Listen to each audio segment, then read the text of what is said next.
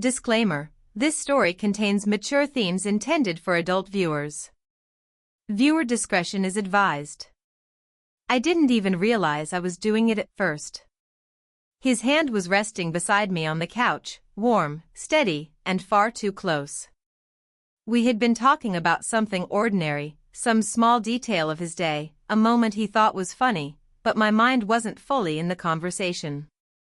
My fingers reached out on their own, brushing against his knuckles before softly circling around them. I played with his fingers absently, the way someone might trace the rim of a cup when their thoughts drift, except my thoughts weren't drifting far. They were drifting straight to him. He noticed. I felt his stillness before I felt his eyes. The room grew quieter, not actually, but in that strange way where your heartbeat suddenly becomes the loudest sound around you. His gaze lifted to me, slow and deliberate, and when our eyes met, something tightened low in my stomach. His look wasn't confused. It wasn't surprised. It was knowing. Warm. A little amused, and a lot more intense than I expected.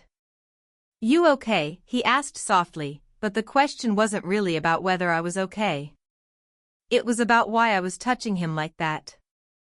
I pulled my hand back a little too quickly, pretending to laugh it off, but he caught my fingers before they escaped. Just held them.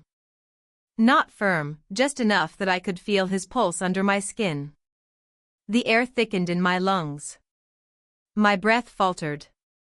And in that suspended second, everything felt too close, too visible.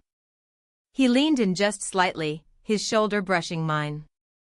That small contact sent a quiet spark down my spine. I tried to look away, but he tilted his head, steadying me with that same unreadable heat in his eyes. "You started this," he murmured, playful, but with a weight that landed deep. My chest tightened. My lips parted, but no sound came out. That was the thing about him, he always knew how to turn a simple moment into something dangerous. Something I hadn't prepared myself for. Before I could figure out what to say, he shifted closer, his hand still wrapped around my fingers, his breath brushing my cheek. The space between us shrank to almost nothing. Then he pulled me gently, slow enough to feel every inch of the movement, fast enough to steal my breath. My heart stopped. And just when I thought he was going to say something else, he didn't. He just looked at me like he already knew what came next. Even as my fingers lingered against his, I couldn't ignore the swirl of emotions that had been quietly building between us for months. On the surface, we were just close. Too close for what either of us dared to admit. But beneath the laughter and casual touches lay a complicated web of longing, guilt, and moments that had gone unnoticed or unspoken. I remembered the first time I really saw him, not just as a younger man in my household, not just as someone I had to guide or keep at arm's length, but him. The way he looked at me when he thought I wasn't watching, the way his smile lingered when I said something silly, the tiny shiver that ran down his spine if I brushed against his arm. And I had felt it too, something dangerous, something electric, that I had tried so hard to ignore. We had a rhythm of subtle touches that could have been innocent, but weren't. A hand on the small of my back as he passed me in the hallway. Fingers brushing in the kitchen while reaching for a cup. Quiet laughter in the living room that lingered longer than it should have. Each time, I told myself it was nothing, that I was imagining things, but my chest betrayed me, tightening every time his gaze found mine. And yet, there were cracks. Moments when his eyes would cloud over with uncertainty, when I'd catch the hint of frustration in my own reflection, when we'd step too close and immediately pull back. Our connection wasn't simple. It wasn't safe. But it was real. And every secret glance, every hesitant touch, felt like a confession neither of us could voice aloud. That day on the couch, when I traced his fingers absent-mindedly, all those buried desires came rushing to the surface. I felt the subtle tremor in his grip, the slight hitch in his breath, and I knew he had been feeling it too. There was a tension between us now, a kind of suspended moment where everything unsaid hung in the air, thick enough to taste. I wanted to speak, to break the silence with words that might save us or destroy us, but I stayed quiet, letting the moment linger. His nearness was intoxicating, like leaning into a storm that promised both danger and exhilaration.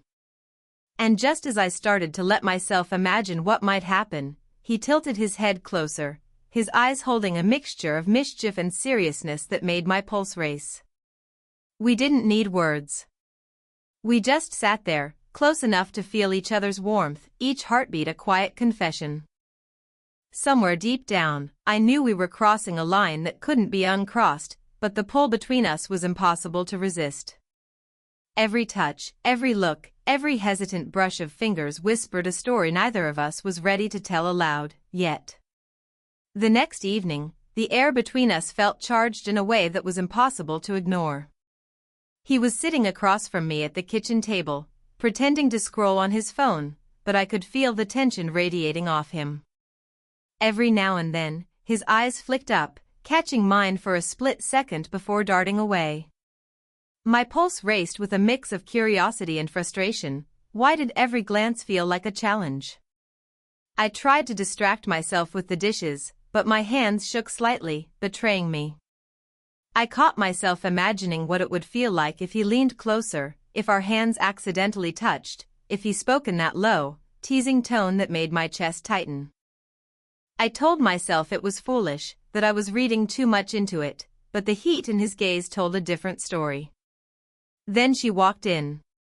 My friend, visiting unexpectedly, laughing at some small joke I hadn't even heard. And just like that, a pang of jealousy tightened in my chest. He smiled at her, leaned in to respond to her, and I felt a strange ache. A longing I hadn't fully acknowledged, wanting his attention, wanting to be the one who drew that quiet warmth from him. I shifted slightly, letting my shoulder brush his. It was subtle, almost accidental, but I felt the tiny jolt in his reaction. He looked up at me, startled, and for a moment our eyes locked. Something unspoken passed between us, an awareness that the line was closer than ever, that every look, every movement carried weight. I wanted to test it, to see if he would meet me halfway, if he would acknowledge the storm simmering beneath our casual conversation. He did, with the smallest tilt of his head, the faintest curl of a smile that suggested he was fully aware of the tension between us. The room seemed smaller, the air heavier, every sound amplified, the clink of a cup, the laugh of my friend, the quiet thrum of my heartbeat. It was both thrilling and terrifying. The temptation of what might happen was there, dangling just out of reach, and neither of us could ignore it. Every subtle brush, every stolen glance pushed us closer to a breaking point, a moment where restraint might falter. And deep down, I knew we were both waiting for it, waiting for the line that neither of us could resist crossing. Later that evening, the house was quiet, too quiet. Everyone else had gone to bed, leaving just the two of us in the dimly lit living room. I tried to focus on the book in my hands, but my attention kept drifting. Every soft creak of the floorboards, every flicker of shadow, made my chest tighten. He was sitting just across from me, close enough that I could see the subtle movement of his breathing, close enough that my pulse reacted like a drum in my ears. I shifted slightly, trying to concentrate, but then his knee brushed mine under the low coffee table. It was almost nothing, but it was everything. The warmth of him so near, the electricity that sparked from the faintest touch, made my heart race. I could feel his gaze on me even before I dared to look up. Our eyes met, and the world seemed to pause. The tension was sharp, teasing, irresistible. Every playful smirk, every hesitant glance, every tiny gesture between us carried weight, a hidden message that we both understood but neither dared speak aloud. He leaned back slightly, pretending to stretch, but the move brought him closer, his arm now brushing mine. I felt the heat rise in my cheeks and the rapid thrum of my heartbeat. I wanted to speak, to say something that could break the spell, but the words lodged in my throat. The air was thick with anticipation, each second stretching longer than the last. I started, and he tilted his head, an amused half-smile playing on his lips. That smile, that knowing look, sent a shiver down my spine. He didn't finish my sentence, didn't answer. He just let the silence do its work, letting the space between us become almost unbearable. I swallowed hard, daring a breathless glance at him, and in that fraction of a second, he moved just a little closer. The brush of his hand against mine lingered longer than it should. I felt the pull, the magnetic draw toward him, and I knew something had shifted irreversibly. We were on the edge of something neither of us could stop, the tension so palpable it felt like the air itself was holding its breath. My mind screamed caution, but my body, and my heart, were in open rebellion. And then, just as I thought I couldn't handle the closeness any longer, he leaned even closer, and I could almost hear his whisper. The next evening, the tension in the house had become almost unbearable. We had arranged to meet in the study, ostensibly to go over some paperwork, but the air between us was charged with everything we hadn't said for months. The moment the door clicked shut behind us, all pretenses evaporated. He leaned against the edge of the desk, arms crossed, but the sharp set of his jaw betrayed his inner turmoil. I tried to focus on the papers in front of me, but my eyes kept flicking to him, to the way his fingers drummed lightly on the wood, to the faint crease between his brows. Every gesture, every subtle shift in posture, felt like a confession. "I can't stop thinking about it," he said suddenly, his voice low and almost shaky. "About us. About this, what we're doing." His words made my stomach tighten, a strange mixture of fear and exhilaration twisting inside me. I wanted to protest, to tell him it wasn't real, that it was dangerous to feel this way, but I couldn't. Because I felt it too. The longing, the pull, the silent acknowledgments in every glance and brush of fingers. And then the twist, a message on his phone lit up on the desk. He glanced at it, and his face fell.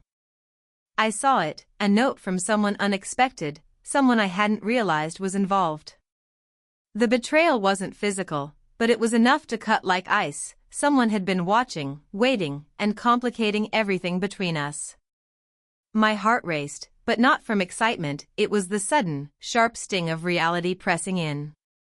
He looked up at me, eyes wide, searching, and I realized he had been hiding as much as I had. "I didn't want you to know, not yet," he admitted. His voice broke slightly. "I was trying to figure it out myself. I didn't want to hurt you." My chest tightened.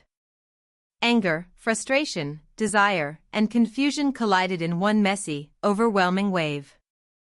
The intimacy between us, the closeness, the almost touch, felt impossible and urgent all at once. I stepped closer, feeling the heat of him through the air that separated us.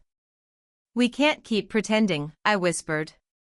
"Not when it's this intense, not when it feels like everything is breaking inside us." He nodded, and for a moment, we simply stood there, breathing, trembling. The room seemed impossibly small, the walls pressing in, every shadow stretching toward us. And though the twist, the hidden observer, the unsaid truths, threatened to pull us apart, the pull between us was undeniable. Everything had come to a head, and neither of us could turn back now. Every look, every step, every unspoken desire had led us here, to the edge of something exhilarating and frightening all at once. The creaking floorboard had been enough to jolt us both, but instead of fear, a strange clarity settled over the room. We turned toward the door, hearts hammering, and realized there was no one, just the weight of everything unsaid pressing between us. "I can't keep hiding from this," he said, his voice tight but steady now. "Not from you, not from myself." He took a deliberate step closer, and the air between us seemed to vibrate with every heartbeat. I swallowed hard, feeling the rush of emotions I'd been trying to control for months: frustration, longing, guilt, and a strange, irresistible anticipation. "Neither can I admitted. We've been dancing around this, pretending it's nothing, but it's everything." The room was heavy with our confessions, the silence after our words almost louder than any sound. I could feel the tension ease slightly, replaced by something raw and unfiltered, a connection that neither of us could deny. Every hesitation, every stolen glance, every almost touch had led us here, to this fragile, exhilarating moment. He reached out, not to take, but to offer, brushing a strand of hair behind my ear. The gesture was simple, but it carried the weight of months of unspoken feelings. My chest tightened as I let him, letting myself feel the closeness without fear, without pretense. "I don't care about the risks," he said quietly, eyes locking with mine. "I care about this, about us." For a moment, I felt the years of hesitation, the careful boundaries we'd maintained, melt away. I laughed softly, a release I hadn't realized I needed. "Then we'll figure it out," I whispered. "Together." We stepped back slightly, giving each other the space to breathe, but the connection remained unbroken. Every glance, every movement carried intention, understanding, and the promise of what was to come. There was no dramatic gesture, no reckless leap, just the steady acknowledgement that we had finally faced our emotions head-on and chosen to embrace them.